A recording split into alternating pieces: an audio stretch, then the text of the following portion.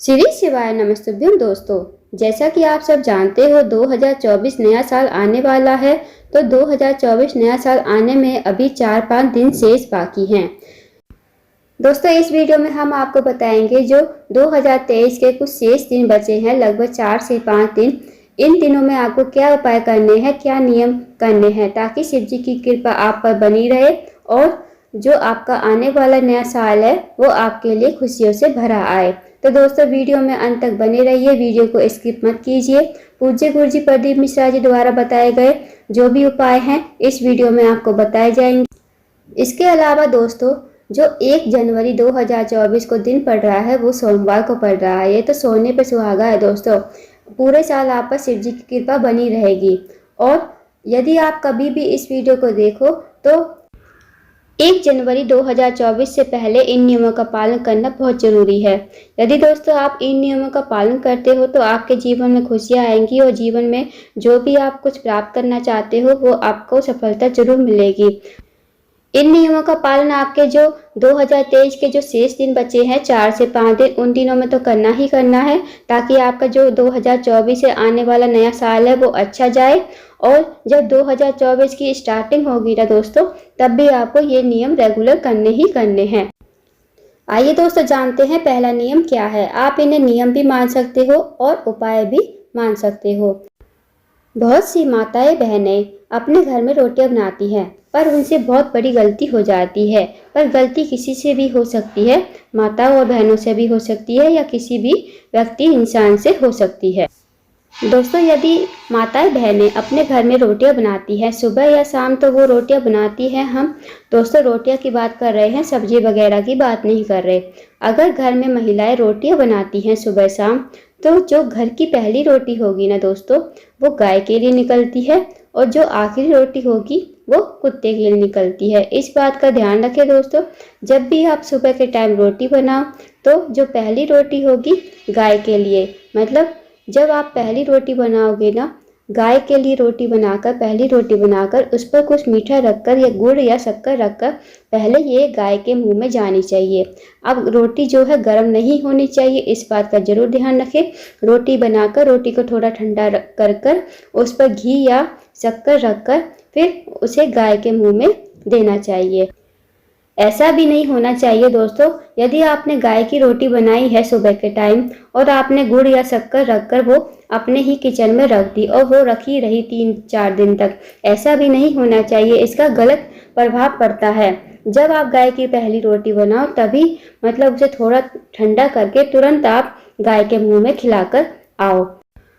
और दोस्तों मान लीजिए यदि आपने गाय की रोटी बनाकर रख भी दी और आपके सदस्यों ने खा ली और आप गाय को बाद में रोटी देकर आ रहे हो, जब आपके सदस्यों ने मतलब सबने आपके घर में रोटी खा ली तब आप गाय की रोटी देकर आ रहे हो, तो ऐसा भी नहीं करना है।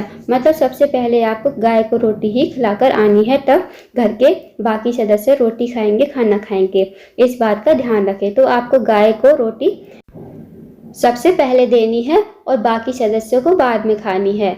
और अगर आप चाहते हो कि गाय को रात्रि में भी रोटी देनी चाहिए, यदि आपकी इच्छा है तो रात्रि में गाय को रोटी देने की, तो आप क्या कर सकते हो, आप रोटी बनाकर रख लीजिए, गाय की रोटी बनाकर रख ली, उस पर गुड़ या शक्कर रखकर रख दी। उसके बाद गाय की रोटी को आप सुबह जब भी आपके घर के आसपास गाय दिखे तो आप जो रात्रि में रोटी बनाई है उस रोटी को गाय को खिला सकते हो। वहीं दोस्तों दूसरी तरफ जो रोटी बनती है, आखिरी रोटी बनती है घर में, वो बनती है कुत्ते की रोटी। अब जब आप पहली रोटी गाय के मुंह में खिला दो तो जब आखिरी रोटी होगी आपके घर में बनी होगी वो आपको कुत्ते को खिलानी है। मतलब जब आप पहली रोटी गाय के मुंह में खिलाओ ना तब आपके घर के जो भी जितने भी फैमिली मेंबर है आप खाना खा सकते हो। फिर आपके घर में जो भी आखिरी रोटी बचेगी आप उसे कुत्ते के मुंह में खिला देना। अब बात करते हैं कि रोटी पर कुछ रखना है कि नहीं। दोस्तों आपकी इच्छा है, आप मीठा भी रख सकते हो और नहीं भी रख सकते, या आप रोटी जो है कुत्ते को जो आखिरी रोटी है कुत्ते को ऐसे ही खिला सकती हो। अब जो कुत्ते का रंग है वो मायने नहीं रखता, कुत्ता कोई भी कलर का हो सकता है, काला या ब्राउन कुछ भी कलर का होगा, आप कुत्ते को जो है आखिरी रोटी खिला देना। इन नियमों का पालन जरूर करना दोस्तों। जो पहली रोटी है गाय के मुंह में तो खिलाकर आनी है, फिर बाकी लोगों को खाना खाना है। उसके बाद जो आखिरी रोटी, जब सब सदस्य खाना खा ले, जो आखिरी रोटी घर की बचे, उसके बाद जो आखिरी रोटी है वो कुत्ते को खिलानी है। इन नियमों का पालन हमेशा करना है दोस्तों। इन नियमों का पालन करने से गौ माता खुश होती है और आपकी जो भी मनोकामना होती है पूर्ण होती है। आपके घर में हमेशा अन्न धन के भंडार भरे रहते हैं। तो इन नियमों का पालन जरूर करो। अब बात करते हैं दोस्तों अगले नियम के बारे में।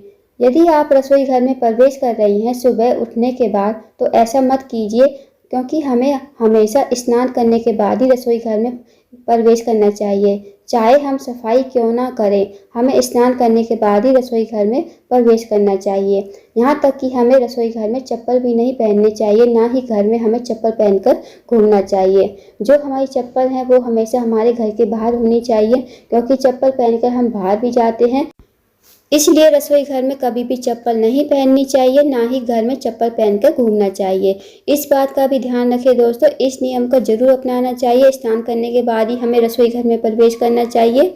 स्नान करने से पहले हमें रसोई घर में प्रवेश नहीं करना चाहिए और ना ही हमें चप्पल पहनकर घूमना चाहिए। अब बात करते हैं अगले नियम के बारे में। जब भी रसोई घर में खाना बनाए तो बाल खोलकर कभी खाना नहीं बनाना चाहिए, ना ही आटा गूंथना चाहिए। इस बात का भी ध्यान रखें।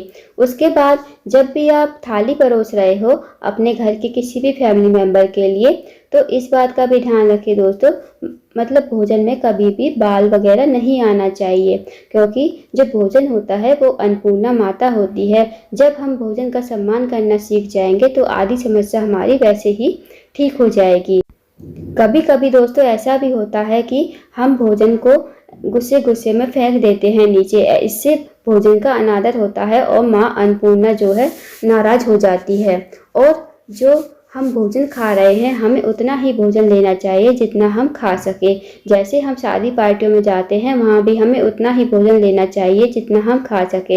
यदि हम किसी धार्मिक स्थल पर जाते हैं तो भी हम उतना ही भोजन लेते हैं दोस्तों, जितना कि हम खा सकें। कभी भी हम कहीं भी जाएं तो भोजन हमें उतना ही लेना चाहिए जितना हम खा सके। हमें थाली में कभी भी भोजन जो है छोड़ना नहीं चाहिए, इससे पाप लगता है दोस्तों। माँ अन्नपूर्णा जो है नाराज हो जाती है। यदि दोस्तों आप इन नियमों का अपने जीवन में पालन कर लेते हो तो आपकी आधी जो समस्या है वो वैसे ही दूर हो जाएगी। तो इन नियमों का पालन हमेशा करना है दोस्तों। आपको अभी भी पालन करना है। जो 2023 के जो 4-5 दिन बचे हैं उनमें भी, और जो 2024 आने वाला साल है उनमें भी आपको इन नियमों का पालन जरूर करना है। इन विशेष बातों का ध्यान रखना है। इन नियमों का पालन जरूर कीजिए दोस्तों। अगर आपको जानकारी पसंद आई हो तो वीडियो को लाइक करें, शेयर करें और चैनल को जरूर सब्सक्राइब करें। कमेंट बॉक्स में श्री शिवाय नमः शुभ्यम हर हर महादेव जरूर लिखें।